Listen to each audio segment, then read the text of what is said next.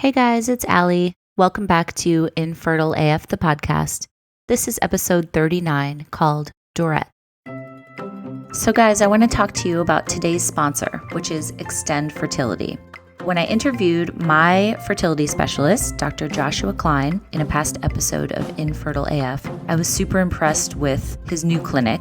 I went there and saw them in action and what they're doing and how they are forward thinking in terms of fertility, how they're being a little bit of a disruptor in the industry. I love that. They're really founded on the premise of democratizing egg freezing and IVF so that they could change the industry and deliver better results. Dr. Klein and I talked a lot about how it's important to him that he makes it less miserable for people going through infertility, which I thought was super important. And in the past 2 years since they've been open, they've become one of the largest egg freezing practices in the country with over 2,500 cycles. And one of the best things, I think, is that they're super transparent about their prices. So some of you may have experienced a little bit of what we went through, which was a little bit of a bait and switch when you go into your clinic and they tell you it's going to cost X amount, but if you want this, that, and the other thing, it's going to be this much more, but they don't tell you that till later. So Extend doesn't do that. They are super transparent. They lay it all out there and say it is what it is, but they have financing and flexible payment options, and they're actually priced up to 40% lower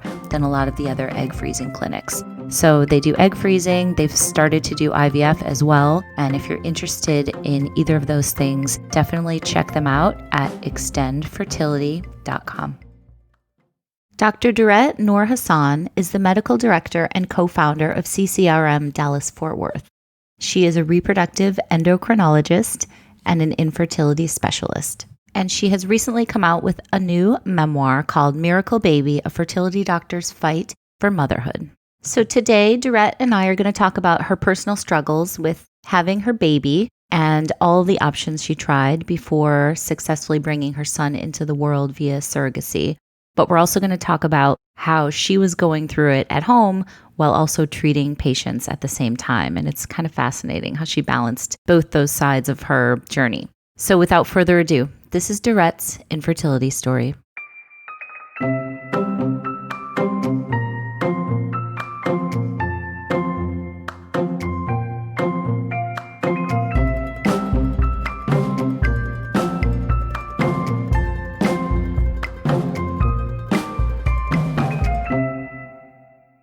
Hi, Dorette. How are you today? Good, Allison. So good to meet you. Good. So good to meet you too. I'm so thrilled that you wanted to talk to this podcast because you have a book out. It's called Miracle Baby, A Fertility Doctor's Fight for Motherhood. And I just told you before we started recording, it's so compelling and your life has been so interesting and rich and just full of amazing experiences and amazing stories. So I read it all super quickly and I thought it was so wonderful. And first of all, congratulations on writing it. And secondly, we're going to get into a lot of the stuff in the book and focusing a lot on the infertility stuff and you as a fertility specialist as well. I love a good memoir. I'm such a fan. Tell me about, you grew up in Guyana. Is that how you say it? Yeah. So Okay. I was born in Guyana. Guyana is the only English-speaking country in South America. And it used to be British Guiana, and that, they got their independence many decades ago from Great Britain. And so now it's Guyana. So my parents are from there, and that's where I was born. We left when I was 4, and we traveled a little bit through the Caribbean before ultimately settling on St. Croix. So you talk about, there's a couple of, you had some early tragedies in your life as a child. Your mom was pregnant when you were you 5 with your sister Nikki? Oh, yeah. So my mom was pregnant and she delivered, and my sister was about 7 months old. And she started having massive vomiting and diarrhea. And essentially what's just a simple gastrointestinal bug that, it's very common you see in children here in America.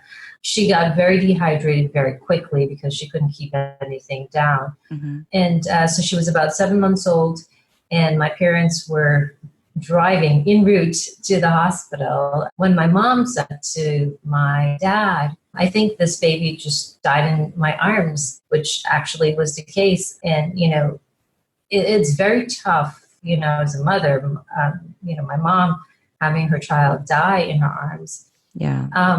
But for me as a child, I mean, I wasn't in the car when they were heading to the hospital. So they came home and told us what happened. Mm-hmm. But I went to the funeral and I was 5 years old. And I remember standing there at the graveyard, seeing this tiny casket go 6 feet under. Yeah. And that was very difficult. Yeah. I'm so sorry. That must have really kind of shaped you as a kid and shaped your whole family. And I know you write about that so eloquently that, your parents kind of, you never get over that, right? I mean, that's the kind of grief that you just kind of, it's always there. I think a lot of it has to do with my mother's reproductive history. So that was the first child that she lost. And then she was pregnant again several years later with another child. And this one was due to deliver on my 8th birthday. And she showed up to the hospital, and turns out it was the baby the heartbeat didn't have a heartbeat anymore. And it had a heartbeat the previous week when she was at a prenatal visit. So seeing my mom go through those difficult obstetrical history, and then, the subsequent pregnancy, she was about a few weeks short of her due date and goes to her doctor for routine prenatal care. And, her legs are swollen, her blood pressure is very high.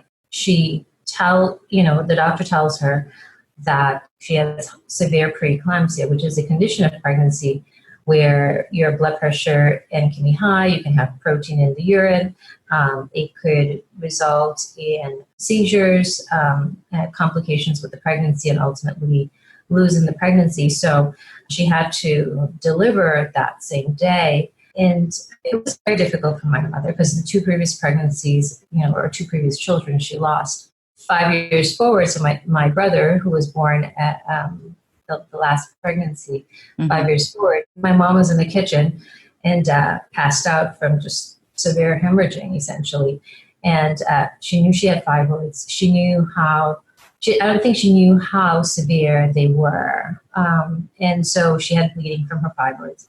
Mm-hmm. And so she had to go to the hospital, and it turns out she needed a transfusion. And I'm not sure if they didn't have blood there or they had blood, but my patients were worried about receiving blood. I'm not sure, but turns out my dad ended up giving her a pint of blood. Luckily, they have the same blood type. And so, and then ultimately she had a hysterectomy. But watching my mother go through multiple obstetrical and gynecological conditions certainly planted a seed in me that I should pursue becoming a doctor and even pursue obstetrics and gynecology.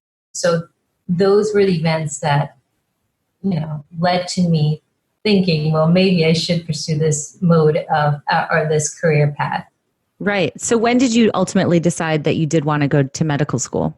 I finished high school when I was 16 years old. And the truth is, I wasn't completely sure what I wanted to do. I think I wanted to pursue medicine, but I didn't have any doctors in the family. I didn't know anyone really to talk to. So I started volunteering at hospitals and helping the elderly. And those kind of gave me some experience. And I applied to several programs or several colleges under their biology program, and then others under their pre-med program. Eventually, I went to college at home at the University of Virgin Islands in their biology program. And the Boston University School of Medicine, they have an early medical school selection program. And during my sophomore year of college, I applied for this early medical school selection program and luckily was accepted. And so that's how I got into medical school. I think, a large part of me wanted to be a doctor, but, I didn't have any family members that were doctors. So I had to go and gain some experience for myself to figure out if this is truly what I wanted to do. There are many rotations that are required of you. So I remember starting off with obstetrics and gynecology because I really wanted to go in that field, and I absolutely loved it. But then I started rotating through every field: internal medicine, general surgery, and I kept liking every single thing that I rotated through. And so at the end of those clinical rotations, at the end of my third year, I had to make a decision as to what I really wanted to do. And I ended up choosing obstetrics and gynecology. One, it was the real reason I went to medical school. It's the subject that I'm the most passionate about. And it allows me to do some medicine. It allows me to do some surgical procedures and allows me to take care of women and children. So that's ultimately how I ended up pursuing obstetrics and gynecology. Mm-hmm. And as you said, that seed had been planted from your mom and family members and what went on as a kid, which I think is so interesting and so cool that, you know, what shapes you as a kid can really affect the career that you go into. How was it once you got into it? Was it everything that you were hoping it would be? And are you still super passionate about it? Obviously, I think since you wrote this book and many other journals and articles and everything, I would say probably yes, right? Yes, I'm still very super passionate about what I do for a living. I'm one of those people that wake up early, excited to start the day. And, you know, from my perspective, I have a very rewarding job. I get to make or help make people's dreams come true in terms of starting a family or continuing to grow their family every single day. And that's a very, very rewarding job. So tell me, once you started doing it, where were you at in your own life? Because part of the reason that I also wanted to talk to you today is because you had an infertility struggle and fertility struggle yourself, which I always think is so interesting when you know someone's going through it themselves and is also in the medical profession. You were dealing with patients too. So what was it concurrent? Like, did you know when you had the infertility fellowship that you were going to have issues with it, or had you not started trying yet, or what's the chronology in terms of that? Yeah, so when I was in my infertility fellowship, I had not started trying to get pregnant. I was not even married at that point. In my early 20s, I was severely ill, and it turns out that it was due to a heart defect that I was born with. So I was probably my probably closer to my late 30s, actually. And, you know, I hadn't met the right person. And at that point, I felt like having a child was more important than sitting around waiting for the right person or just marrying anyone just because I think I need to have a child. And so because I'm in the field of infertility, I decided I'm going to use the tools in my tool bag. And so first I froze eggs. And usually, you know, you want to freeze by 38, but even if you could freeze in your 20s or early 30s, that's probably even the better time to freeze. And so I decided to freeze a batch of eggs, and, you know, I only got 4 eggs at retrieval, and that was it. But that was a wake-up call for me because I got to see how my body responded to medications and how much I can produce in one setting, which is 4 is actually fairly on the low side. Right. Did you freeze the 4? So I froze the 4. Okay. And then a year and a half, almost 2 years ago, it's almost 2 years later, I was, I think, just shy of my 38th birthday, that I decided, you know what, if I made 4 eggs, you know, a year and a half or 2 years ago, who knows where I am right now? And I just need to just kind of make some real decisions here. So I decided, well, maybe I will pursue this surrogacy. And so it was difficult, you know, finding a surrogate. I utilized an agency, which was helpful, but it's still, there's not a lot of women who want to be surrogates. And then trying to find someone where, you know, close to where I live and all those other things made it difficult. Right. So I found a surrogate, and we decided I decided I was going to pursue pregnancy at that point. You know, I was self-sufficient. I bought my own house. I was doing okay. And sorry to interrupt, but you knew for certain that you weren't going to be able to carry a baby because of your heart condition? So I started thinking about that. I was investigating that for about 3-4 years prior to that. I'd seen a hematologist, you know, OBGYN, cardiologist, like several people, and, you know, kind of the safer path to go was the surrogacy. And so, I needed a source of sperm because I have a source of eggs, but not a source of sperm. So researched various cryobanks, which are places that reproductive cells are collected and stored. and found a sperm donor and had the sample shipped. And, I went through the IVF process. And this time I made 6 eggs, which is slightly more, but it's roughly the same. I make 4 to 6 every retrieval, for the next, every retrieval essentially.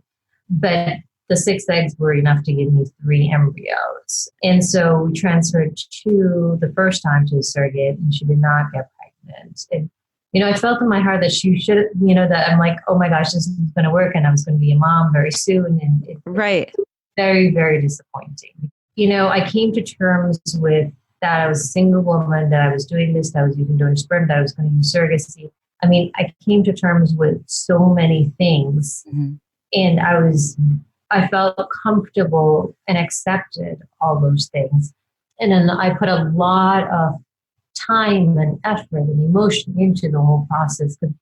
And so I felt like, it was going to work, because in theory, someone like myself who is somewhat type A, if you put the time and energy and work into it, usually you get the results. And, that's not necessarily the case with pregnancy at all. So I was really devastated, actually. But I knew I had to be the strong one. I had to make sure that the surrogate was okay too, because she felt, I don't want her to feel like, this was her fault by any means at all. I could imagine they must feel kind of guilty too. That must be really difficult for everybody.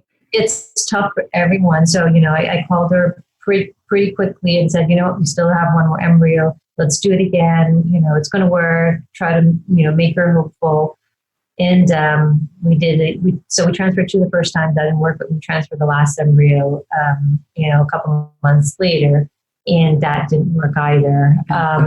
And so I hadn't utilized my 4 frozen eggs. I still left those just in case I ever needed them. But I'd used the eggs from that most recent cycle, or embryos that were created from that most recent cycle.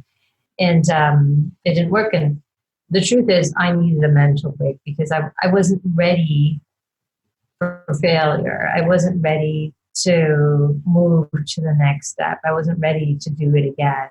I thought I had gone through, all the things I could control for and fix before even going into the process, that, I thought, well, maybe it should have worked.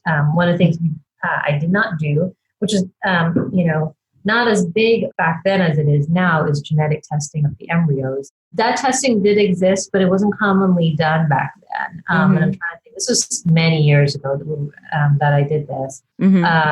But anyways, I needed a break. I needed a break because, if I was going to do this again, or maybe I should just adopt. And, there's tons of children out there that needed someone to take care of them. Maybe I should just, instead of pushing myself through this, just adopt and not worry about it. And then if I was going to adopt, why do I have to adopt at that point in time? I could still sit around and wait for a few more years and then adopt. But, I had all these things, all these options that I was considering, and I just needed some time to just stop, take a big breath, and then figure out what I really wanted to do next. So meanwhile, what was going on at work? Were you were treating infertility patients Okay. So how was that, like, going through it yourself and then going to work and dealing with it, and also seeing, the roller coasters and the highs and lows that other people were going on? That must have been pretty hard emotionally and mentally as well, because you kind of can't get away from it, right? It never really affected my work. Like, it was just, work was work.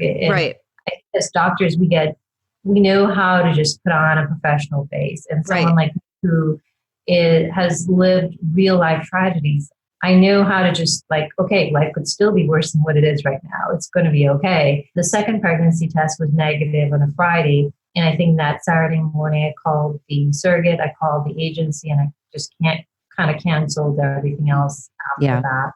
But interestingly, that same Saturday night, I go to a Halloween party, and I'm just going because, my friend invited me, and I'm going to a party. And I figured it would be something nice to do anyways, because that way I don't have to sit and think about what's going on in my own head. I can just go out and socialize.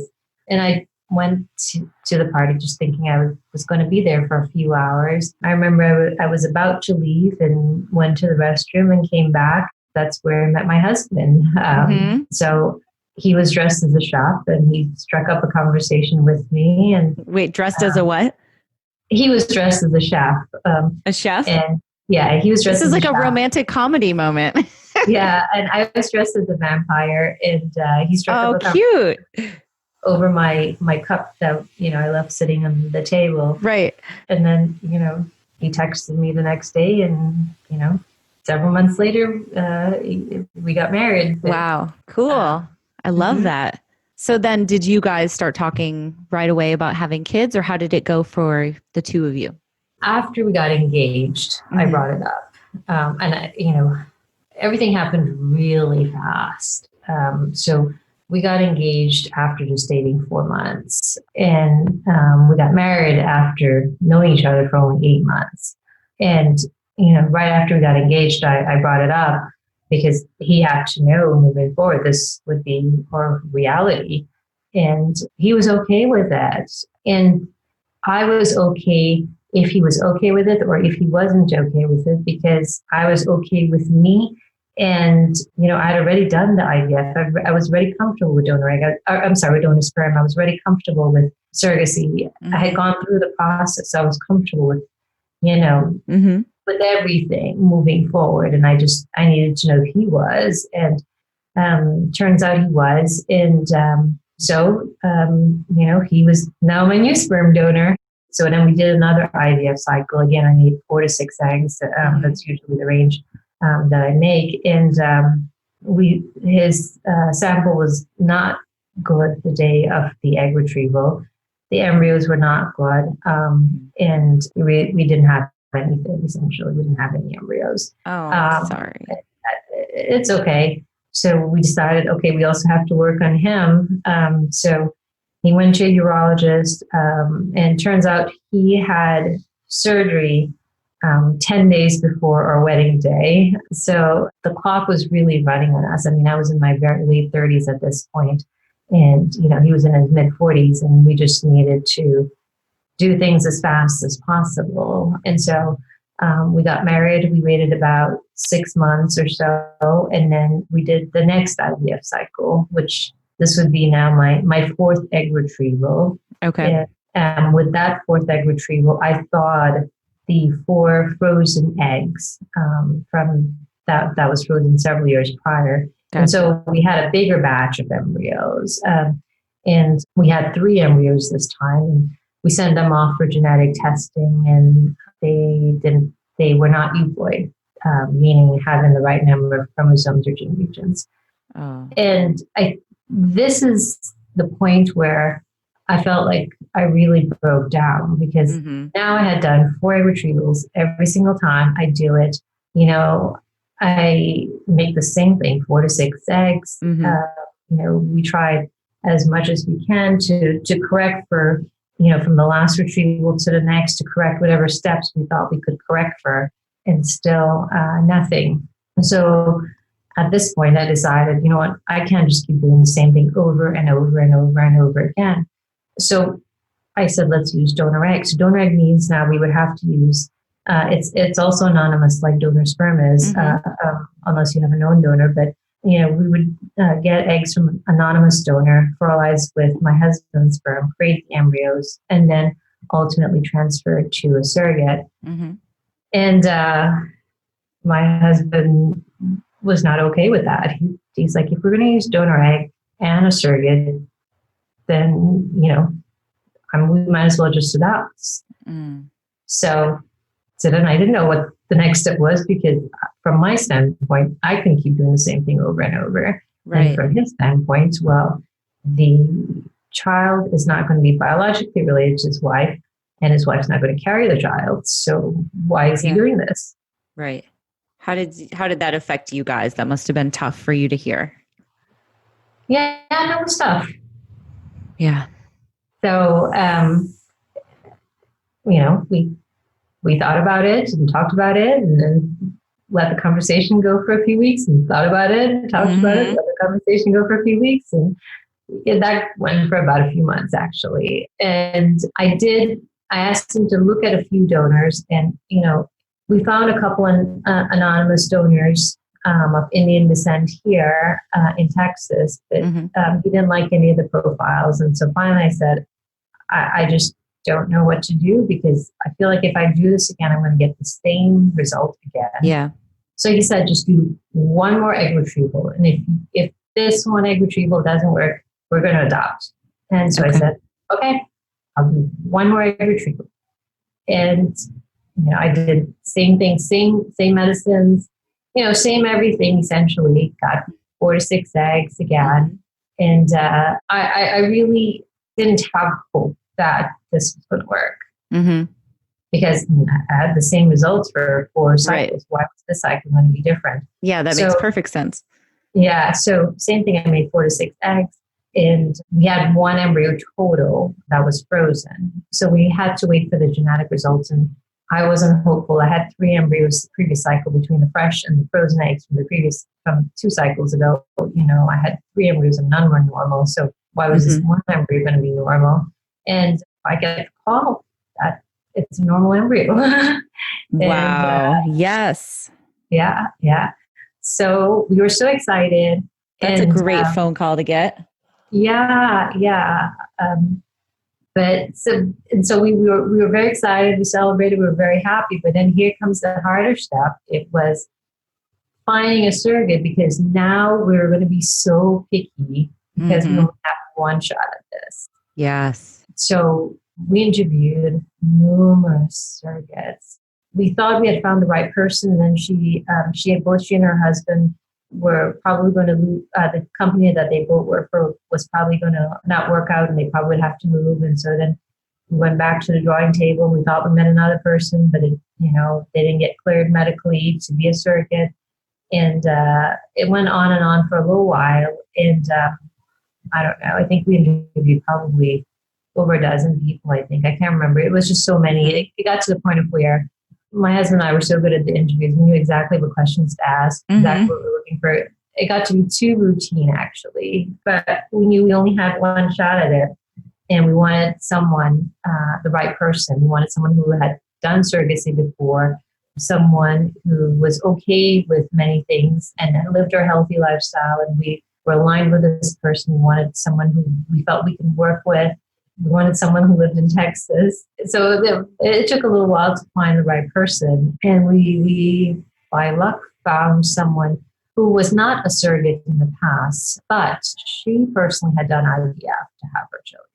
The transfer day rolled around and the transfer happened. And then we waited and then the pregnancy test was positive and we were excited. We were really excited. Yeah, I can only imagine after all that. Yeah. We were really excited, but we're also very guarded and to some degree had lost so much hope from previous failures that, we didn't allow our excitement to get the best of us. We were like, okay, it's a small excitement, but we'll wait until we have an actual baby in our arms. Her delivery date rolled around and it all happened so quickly. And so, within a few months, it was time to have a baby. And I remember one of my girlfriends, I told her what had happened and, that a surrogate was pregnant and I showed her the pictures and all of that. And she wanted to throw me a baby shower. And I'm like, no, you cannot throw me a baby shower because you're going to jinx me. I've had so much bad luck. So after she finally wore me down about this baby shower, I'm like, fine, okay, we'll just do it. But it has to be like just maybe only a month before the delivery, maybe only 3 weeks before the delivery, because I don't want to jinx it. Everything happened so quickly. She checked in first thing in the morning and by lunchtime she delivered. It was a very, very smooth process. And, the only request I had was that I get to hold the baby first. And that was really nice. And how old is Leo now? He'll be 2 in a couple months. Oh, congratulations. Wow. Yeah. You were in it. You went through it. Yeah. It took many, many, many years. Yeah. Well, I love that, just going back to the book a little bit, you were so determined despite all the struggles and setbacks and heartbreak. And that's one of the things that I love talking to people on this podcast is that, it's these children that come out of these stories are so desperately wanted. And I just think that's so cool for kids to know how hard their parents fought to have them, you know?